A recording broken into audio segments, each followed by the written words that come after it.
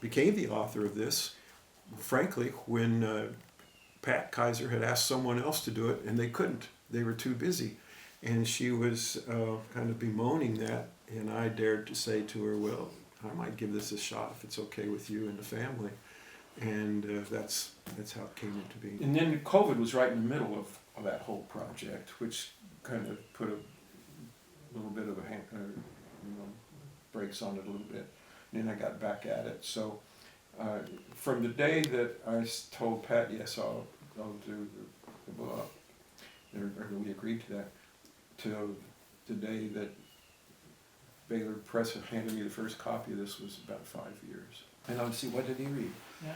So I was trying to figure out what he read. I was looking at all of the paperwork. In a way, it was, of course, a real blessing. I didn't have to put a lot of miles on the car or an airplane doing research. It was right here in this room. Yeah. And I was able to interview a lot of people, a couple in this room, most of them by phone, and have these recordings. And Pat would come once in a while to the door and kind of stick her head in and say, Terry, I don't want to bother you. I'd say, Pat, come in. Come on in like you own the place. Because she does. She would have found another recording, or she would have found a letter or a note or something that she thought I might find interesting, or she would have thought of something. And so she'd come in and relay something she remembered or something that she'd found. And so she came and went for it.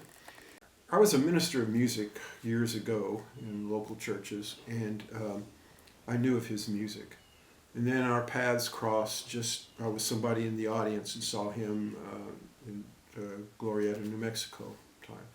But then when we moved to Waco so I could be on the Baylor faculty, I met him and we got to know him. And then eventually my wife and I joined Day Spring Baptist Church, where he and Pat were also members.